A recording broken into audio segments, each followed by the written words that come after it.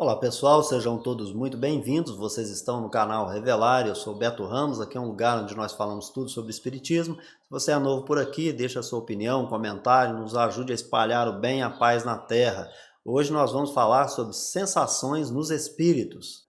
Como você já sabe, nós estamos usando a Revista Espírita de abril de 1859. Ali Kardec fez um quadro animado da vida espírita, resumiu as informações trazidas naquelas conversas familiares com os espíritos desencarnados que falavam sobre sua situação no plano espiritual, falando de penas, alegrias, das ocupações. Então Kardec, a partir disso, fez um resumo e trouxe analogias para a nossa melhor compreensão. Vamos trazer para você o conteúdo do livro Céu e Inferno, onde ali faz-se um exame comparado das doutrinas sobre a passagem da vida corporal para a vida espiritual. Lá na primeira parte, onde Kardec está examinando a questão sobre o céu, fala-se sobre o intervalo das existências corpóreas. Nos itens 10, 11 e 12, onde a gente enxugou bastante, fez um resuminho para trazer aqui para você, então a gente indica que você vá lá, se debruce sobre o livro e verifique se você consegue também interpretar dessa mesma maneira.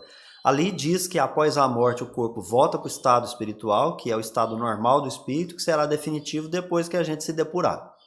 No estado espiritual, o espírito se prepara para novas encarnações, toma novas resoluções e busca colocá-las em prática no momento em que reencarna, no período em que reencarna.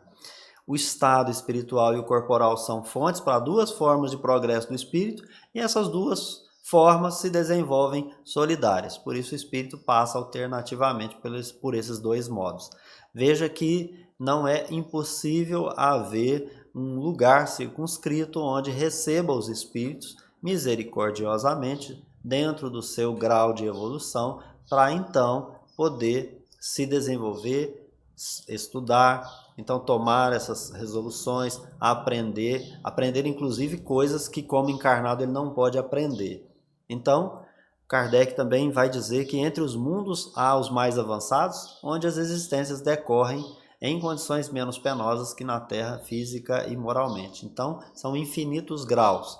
Uma outra informação interessante contida na obra O Céu e o Inferno é sobre espíritos puros. Ali Kardec fala de duas ordens, e nós então nos lembramos, inclusive, de uma obra mediúnica muito interessante, porque aqui Kardec diz assim: Messias ou mensageiros de Deus para transmissão e execução de seus desígnios, claro que a gente pensa em Jesus, cumprem grandes missões, presidem a formação dos mundos e a harmonia geral do universo. Veja, presidem a formação dos mundos. Na obra Caminho da Luz, psicografada por Chico Xavier, ditada por Emmanuel, nós vamos ver que ele diz que Jesus presidiu a formação dos mundos. Ele também aqui, Allan Kardec, traz essa maravilhosa informação de que acima desses que presidem formação dos mundos, existem os de ordem mais elevadas, esses os únicos que estão no segredo de Deus e se inspiram no pensamento do qual são representantes diretos. Olha que interessante, duas ordens aí de espíritos puros, na realidade nós já aprendemos na questão 100 que são infinitas ordens, né? Vamos para o Evangelho segundo o Espiritismo. Nós estamos estudando sensações nos espíritos. Estamos dotando você de informações para que você possa melhor compreender aquilo que Allan Kardec trouxe na Revista Espírita, comparando com informações de outras obras mediúnicas para ver se essas obras, podendo ser testificadas aqui por nós, se elas têm a validade, se elas estão contrárias, etc. Então veja, o Evangelho segundo o Espiritismo tem a explicação das máximas morais do Cristo, buscando concordá-las com o Espiritismo para que possamos aplicá-las nas diversas situações da vida. Lá é onde Kardec fala sobre a fé, que é aquela fé que não se abala, é a que enfrenta a razão com equilíbrio em todas as épocas da vida humana. Na introdução, Allan Kardec fala sobre o ensino moral dos evangelhos. Diz que é um código divino. Então, o ensino moral dos evangelhos, que é o objetivo da explicação que Kardec vai nos legar nesta obra Evangelho segundo o Espiritismo, é um código divino. Então, imagino eu que sendo um código divino, e sendo Deus o Criador de tudo, no plano espiritual elas vão ter vigência, são leis que nós vamos ter que cumpri-las lá também. Então, ele diz que esse ensino moral, esse código divino, exige a nossa reforma íntima, que para os seres humanos, o ensino do Evangelho é uma regra de conduta. Essa obra, Evangelho segundo o Espiritismo, ela possui divisões. Kardec começa pelo capítulo 1, trazendo o título Não Vim Destruir a Lei, e ali fala das leis divinas ou naturais, é o que nós compreendemos. Não se veio destruir as leis divinas ou naturais. Veja, no capítulo 2 fala do reino que não é deste mundo. Nós estamos compreendendo que o verdadeiro reino é o espiritual. No capítulo 3, que nós vamos nos deter, que nos interessa, há muitas moradas na casa do Pai, e que diferentes estados de alma na erraticidade são também moradas. Ali, as explicações nesse capítulo vão falar sobre libertação ou não das atrações materiais, meio em que os espíritos estão, aspectos das coisas, as sensações que experimentam, as percepções que possuem. Então, diz Kardec que tudo isso varia ao infinito. Tem espíritos que podem se afastar do meio em que vieram, mas outros não podem percorrer os espaços e os mundos. Ele também continua dizendo: remorsos, pesares e opressão dos sofrimentos morais, consolações e afeições, tristeza e felicidade são estados mentais também classificados como diferentes moradas, mesmo que não localizadas e circunscritas. Veja que nós estamos falando que é Kardec quem diz. Por quê? Porque ali tem uma informação de suma importância. No item 1, o objetivo da obra, Kardec fala nessa introdução, trazer o ensino moral de Jesus para aplicar no dia a dia, como mencionamos. E visa explicar passagens que ficaram obscuras, que não foram compreendidas. E aí, após essas passagens passarem a ser compreendidas, se desenvolve todas as suas consequências. O Evangelho segundo o Espiritismo é um trabalho material, isto é, não é um trabalho espiritual. É diferente do trabalho do Livro dos Espíritos e do Livro dos Médiuns, que foram produzidos sob ditado dos espíritos superiores, fruto do seu ensino. Agora, aqui no Evangelho segundo o Espiritismo, não é fruto do ensino. O fruto do ensino seria um trabalho espiritual. Kardec só organizaria. Aqui não. No Evangelho segundo o Espiritismo, ele se debruça sobre os evangelhos, busca as passagens que não foram muito bem compreendidas e ali vai desenvolvê-las. Ao final de cada tema, ele chama os espíritos para falar alguma coisa.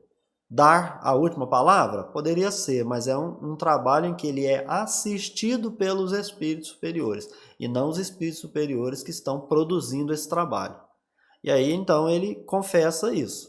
Ele foi assistido pelos bons espíritos na realização desse trabalho material. E a importância disso, Kardec vai dizer, com humildade, que é secundária. Que a ideia era colocar o seu fruto, que é o estudo, o trabalho, pronto, ao alcance das pessoas, para que cada um, então, possa usar no seu dia a dia, no seu cotidiano.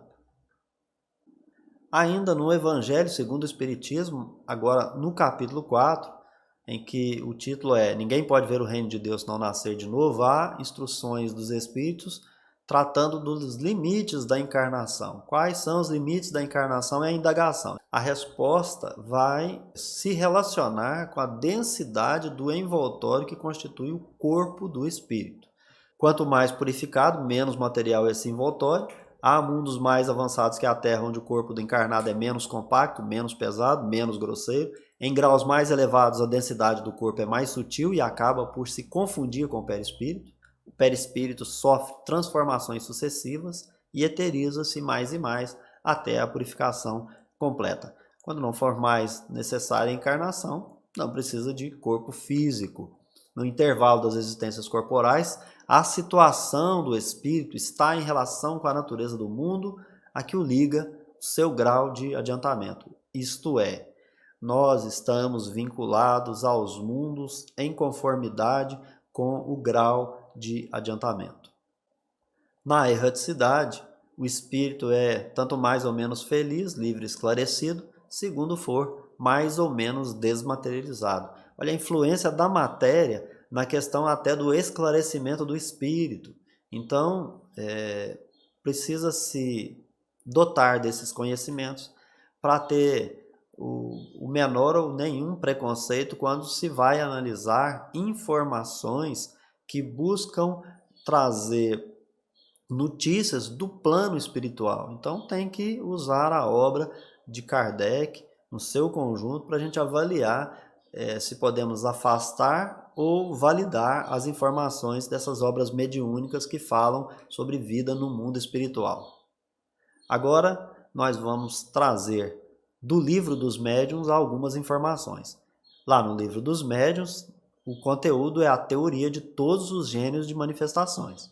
Nós estamos falando de sensação nos espíritos, nós também vamos falar de manifestação e dessas questões aí que envolvem as sensações dos espíritos. Então, na segunda parte, nas manifestações espíritas, tem o capítulo 8, que traz o Laboratório do Mundo Invisível. Então, ali um caso, um fato interessante. Allan Kardec queria saber sobre essas questões relacionadas com as criações dos espíritos que não se mantém perpetuamente, ou seja, algo que é criado pelo espírito. No plano tangível, aquilo não continua, não prossegue, se desintegra. Mas ele queria saber por que no caso da pneumatografia, que é um escrito direto, sem a participação do médium, daí a pouco tem lá uma resposta num papel, que foram os espíritos que escreveram, por que ela permanece e se conserva.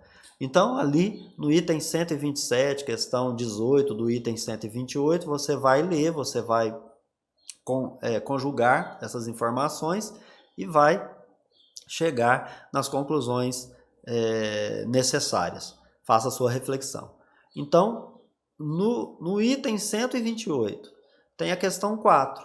E os espíritos, então, vão dizer assim: o espírito dispõe sobre os elementos materiais dispersos por todo o espaço da vossa atmosfera, de um poder que estáis longe de suspeitar. Ele pode concentrar esses elementos pela sua vontade e dar-lhe forma aparente que convenha às suas intenções. Então ele já começa a explicar para Allan Kardec que não tem nada de ferimento à lei natural. Faz parte da lei natural. Os elementos estão dispersos na natureza e o espírito dispõe desse poder de fazer com que esses elementos que estão dispersos pelo espaço e pela atmosfera se reunirem. Por isso que o título ali é Laboratório do Mundo Invisível. Então, pelo pensamento, por sua vontade, o espírito age sobre esses elementos materiais. Então, imagine você que ali tem molécula de água, ali tem uma série enfim, de elementos, de substâncias e de moléculas que os espíritos vão poder manejar. Eles detêm esse poder. Seguindo, Kardec então fala assim: mas e essas roupas que os espíritos se apresentam para nós?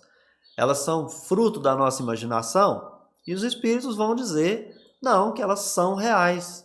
Então depois você vai dar uma olhada nas questões 10, 12 e 13, onde os espíritos vão responder assim: o espírito pode, por meio da vontade, além de dar forma real a objetos, lhe conferir propriedades especiais, como substância salutar que cura a doença, que está lá na questão 12, sabor a um alimento, com a propriedade da sensação de saciedade, que está na questão 13, e tudo isso sem ferir sequer uma lei natural. Então, veja vocês que Kardec estava falando dessas roupas que os espíritos se apresentam. E os espíritos, então, vão além. Eles vão dizer, olha, é possível que os espíritos manipulem elementos químicos, colocando, inclusive, uma substância que possa curar a doença. Então, nós estamos, assim, muito longe de conhecer verdadeiramente como é que funciona o plano espiritual, como é que a coisa realmente se desenvolve. E ainda, no Livro dos Médiuns, o espírito, para agir sobre a matéria dispersa na atmosfera, possui instrumentos mais perfeitos que os vossos. No caso, os espíritos estão dizendo assim: vocês encarnados não possuem esses instrumentos que nós temos. E aí, quais são esses instrumentos? Dizem eles: a vontade e a permissão de Deus. Kardec, então, explicou sobre a saciedade alimentar, que seria uma criação, por exemplo, de uma fruta por um espírito, e alguém comer essa fruta e ainda assim se sentir saciado. Então ele vai dizer que os espíritos podem produzir substâncias que confiram ao encarnado, no contato dessas substâncias com o estômago do encarnado, de uma sensação de estar saciado. O alimento produzido tem existência e propriedades temporárias, mas lá no livro dos espíritos a gente aprendeu que para os espíritos o pensamento é tudo. Então, ele vai usar o pensamento, vai buscar o elemento que está disperso na natureza, esse elemento que está disperso vai ter um contato com o corpo físico do encarnado e a partir daí vai acontecer todas essas questões que nós mencionamos. Lá na questão 16 desse item 128 do livro dos médiuns, eles vão dizer assim: o espírito nem sempre tem consciência de que produziu um objeto. Muitas vezes ajuda a formá-lo com uma ação instintiva, que ele mesmo não compreende, se não estiver suficientemente esclarecido para isso. Eu me recordo de ter lido obras espíritas psicográficas, por exemplo, O Nosso Lar, falando de uma cidade espiritual, né? E aqui, de certa maneira, ao meu modo de ver e de sentir, Kardec, junto com o ensino dos espíritos, está dizendo que é perfeitamente possível, por criações mentais, pela vontade dos espíritos, pela permissão de Deus, e também vários espíritos ali atuando juntos, vários deles sabendo o que faz e outros agindo instintivamente, poderão criar várias coisas porque os elementos estão dispersos na natureza. E para eles, espíritos, qual seria o problema de perpetuar-se essa criação? Porque eles são de uma matéria sutil, enquanto a nossa é uma matéria densa e grosseira. Ainda no livro dos médiuns, na questão 18 desse item 128, os espíritos explicam para Kardec que objetos formados por espíritos não podem se tornar de uso dos encarnados. Por quê? Porque eles não possuem a mesma densidade dos corpos sólidos. Nós precisamos aqui de corpos sólidos. Mas tanto lá no plano espiritual quanto aqui, já que os dois mundos interagem, são solidários, a gente aprendeu agora no princípio do estudo, obviamente há a lei de destruição, vigilar como vigicar. Então aqui, densidade material dos corpos sólidos é diferente, por isso que os objetos fabricados, né, ali pelos espíritos não vão se manter nessa densidade para nós. O processo é outro. O resumo da teoria. Aí, então, lá no item 129, Kardec faz um fecho e escreve que eu vou ler. O espírito age sobre a matéria, tira da matéria cósmica universal os elementos necessários para formar, como quiser, objetos com a aparência dos diversos corpos da Terra. Podem também operar pela vontade sobre a matéria elementar, uma transformação íntima que lhe dê certas propriedades. Essa faculdade é inerente à natureza do espírito, que a exerce muitas vezes de maneira instintiva e, portanto, sem o perceber, quando se faz necessário. Os objetos formados pelo espírito são de existência passageira que depende da sua vontade ou da necessidade, não se prestando ao uso dos encarnados em razão da densidade material dos corpos sólidos. Então aqui eu acho que a gente jogou uma pá de cal naqueles que são os detratores de obras psicográficas, sem avaliar se ela está ou não de acordo com a codificação. Não me sentiria surpreso em ver criações produzidas pelo pensamento dos espíritos, já que se eles podem presidir a formação dos mundos e criam mundos com essa densidade, como foi o caso dos Messias ali mencionados por Kardec na obra O Céu e o Inferno, qual que é a diferença? Então, eu realmente não me surpreendo. Na Revista Espírita, de abril de 1859, Kardec fez observações quanto à hierarquia e organização do plano espiritual e também falou que essas ocupações são mais morais do que materiais. Atividades exercidas por espíritos que estão evoluindo, os quais fazem parte da elite do plano espiritual. Então a gente sabe que os espíritos superiores têm as suas funções, as suas ocupações, mas existem, né, os demais espíritos, são muitos outros espíritos e em situação de inferioridade. Kardec chama de espíritos vulgares, porque são vários níveis, né? Então ele vai dizer que são mais ou menos bons, pululam à nossa volta, se elevam pouco a pouco acima da humanidade. Representam todos os matizes humanos e os refletem, pois que deles guardam os vícios e as virtudes. E lá no plano espiritual, o que o Kardec está dizendo é que eles vão refletir isso lá. O que é refletir isso lá? Vai agir da mesma maneira, não vai agir diferente. Então vai ser preciso ter um espaço em que eles possam, de certa maneira, atuar, né, com as limitações que nós sabemos que há no plano espiritual. E lá esses espíritos inferiores têm suas assembleias mais ou menos sérias, conforme a natureza dos seus pensamentos. Eles falam conosco, nos observam e nos veem, e veem tudo o que se passa em torno de nós. Kardec diz que analisou bastante após o desencarne, os primeiros passos, né? Então ele vai dizer que analisando de perto essas situações, que ele verificou que os primeiros momentos do espírito inferior desencarnados são empregados em se reconhecerem primeiro, né? Reconhecerem a si mesmo, que houve uma transição de um plano para outro, e eles também estão preocupados em se darem conta do que com eles se passa. Experimentam suas faculdades como criança, que pouco a pouco vê crescer suas forças e pensamentos. Muitos sentem saudade da vida terrena, porque sua situação como espírito é 100 vezes pior. E ele vai explicar isso, então vamos acompanhar aqui que ele explica. Por isso buscam uma distração na visão do que outrora constituíam as suas delícias, embora até mesmo essa visão lhes seja um suplício, já que sentem desejos, mas não podem satisfazê-los. Mudou de plano, né? Mudou de plano. Ele não tem lá o corpo físico para ele se manifestar, então ele ainda não sabe como utilizar as suas faculdades, os seus atributos, o que pode, o que não pode fazer, ele é um espírito inferior, então para ele ali é uma vida muito penosa. Kardec, a certa altura, fala da vagabundagem no plano espiritual. Ele diz que enquanto tem espírito ocupado fazendo coisas, existem aqueles, os desocupados, e que alguns chegam a ter prazer nessa espécie de vagabundagem, até que para ele uma atividade passa a ser algo interessante. E nós temos aí livros, eu cito aqui o Nosso Lar, por exemplo, que fala bastante disso, né? Para essas atividades são impelidos por outros espíritos que lhes estimulam os sentimentos do bem. Kardec usa essa expressão também, ele fala da escória do mundo espírita. A escória do mundo espírita é constituída de todos os espíritos impuros cuja única preocupação é o mal. Eles sofrem e quer que todos sofram como eles. Sua essência é inveja, ódio de tudo que lhes é superior. Então eles não podem controlar os espíritos. Os espíritos, se apoderam dos humanos mais fracos.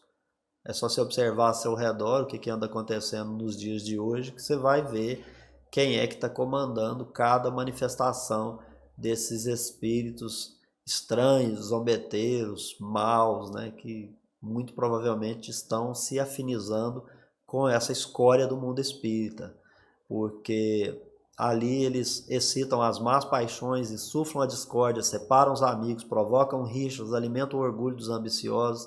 O objetivo é qual? Abatê-los e espalhar o erro e a mentira para desviá-los do bem. Na verdade, não são amigos, né? São inimigos, inimigos íntimos.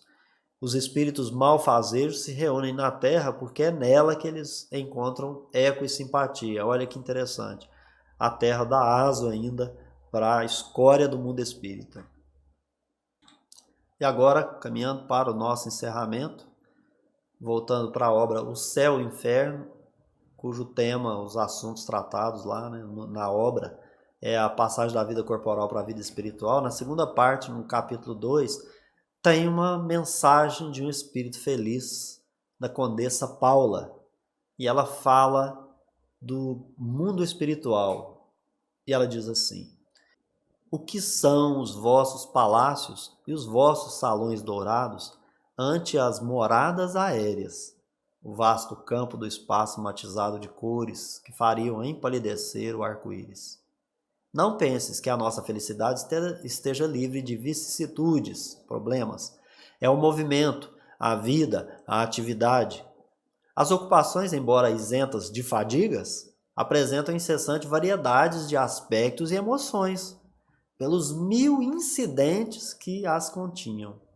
Cada qual tem sua missão a cumprir, seus protegidos a assistir, amigos da terra a visitar, processos da natureza a dirigir, almas sofredoras a consolar. Há um vai e vem, não de uma rua para outra, mas de um mundo para outro. Condessa Paula. Fica aí para você analisar essas questões que ela tratou de moradas aéreas, de cores, né? De que não tem fadiga, mas tem ocupação. Essas informações para a sua análise estão contidas naquela coleção Vida no Mundo Espiritual, então faz aí a sua comparação, testifica, coloca junto à obra de Kardec para ver se aquelas obras estão ferindo o que foi trazido pelos espíritos codificadores com a doutrina espírita. A questão 257 de O Livro dos Espíritos está contida no livro 2º, capítulo 6, fala sobre a vida espírita. O item é o 4, o ensaio teórico sobre a sensação nos espíritos. Então, aí Kardec então conclui, aqui a gente pegou alguns fragmentos para poder ter uma ideia, mas cada um de vocês podem ir para essa questão, estudá-la com profundidade. Diz Kardec: sabemos que o espírito tem percepção, sensação, audição, visão, que essas faculdades são atributos de todo o seu ser, e não apenas de certos órgãos como nos homens. Ao dizer que os espíritos são inacessíveis às impressões da nossa matéria, queremos falar dos espíritos mais elevados, cujo envoltório eterizado não encontra termos de comparação na Terra. Né, pessoal? Precisa prestar atenção nisso. Quando ele está falando da regra geral, ele está falando dos espíritos que avançaram, e não aqui do espírito inferior. Continuando.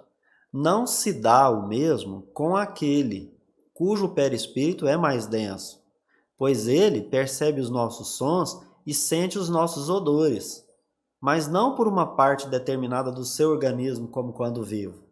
Pensávamos que, uma vez desembaraçados do nosso envoltório grosseiro, instrumento de nossas dores, não sofreríamos mais, e nos é em sinais que sofremos ainda.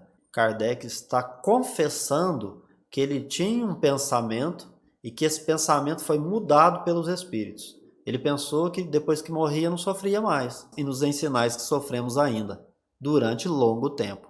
Os sofrimentos deste mundo decorrem às vezes de nossa própria vontade. São o resultado dos laços que ainda existem entre o espírito e a matéria.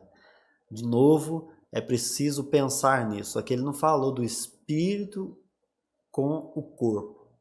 É do laço que existe entre o espírito e a matéria, o mundo material, né? Então, como é que a gente conclui isso? Ele explica. Depende do espírito se afastar dessa influência. Como? Domando as suas paixões animais, sem ódio, sem inveja, sem ciúme, sem orgulho, e que não se deixe dominar pelo egoísmo, e que pratique o bem. Aqui a nossa questão é despertar você para dizer que Kardec falou de muita coisa que você tem que ler nas entrelinhas, conjugar uma coisa com a outra para poder não ter compreensão inadequada. Na Revista Espírita, de novembro de 1859, Kardec falou sobre a obra do Swedenborg. Swedenborg, você pode procurar aí a respeito dele para se orientar melhor, mas lá na Revista Espírita o próprio Kardec conta um pouco sobre isso. Mas o que nos chamou a atenção é que naquela época, como atualmente, as pessoas agem como agiram com Swedenborg, como agiram com Allan Kardec e com certeza com Francisco Cândido Xavier. Então, aqui as palavras de Kardec. Como todos os homens que professam ideias que não são compartilhadas pela maioria, sobretudo quando tais ideias ferem certos preconceitos, ele teve e ainda tem os seus contraditores. Se estes últimos se tivessem limitado a refutá-lo, estariam no seu direito. Mas o espírito de partido nada respeita e as mais nobres qualidades não encontram graça diante dele. Allan Kardec. É bem propício dizer que o objetivo aqui quer refutar algum pensamento, algum conhecimento, alguma questão, sem problema nenhum. Você pode contraditar e refutar qualquer ideia, mas se mantenha no campo das ideias. Não tire para dançar o espírito de partido que não respeita ninguém e que nenhuma qualidade nobre encontra graça, encontra beleza diante dessas pessoas, né? E eu imagino que esse tipo de pessoa é bem aquele que é guiado pela escória do mundo espiritual, como disse Kardec. Nós chegamos ao final do nosso encontro, falamos sobre as sensações dos espíritos, tivemos aí 3 vídeos para tratar do quadro da vida espírita, usamos a revista Espírita de abril de 59, né? Mas usamos aqui Livro dos Espíritos, Evangelho segundo o Espiritismo, A Obra do Céu e Inferno, Livro dos Médiuns, enfim. Eu espero que você tenha gostado. Se gostou, deixa sua opinião no comentário. Não se esqueça de se inscrever no canal, curtir e compartilhar os nossos vídeos, nos ajudar a espalhar o bem e a paz na Terra. Eu te encontro num próximo vídeo. Até lá!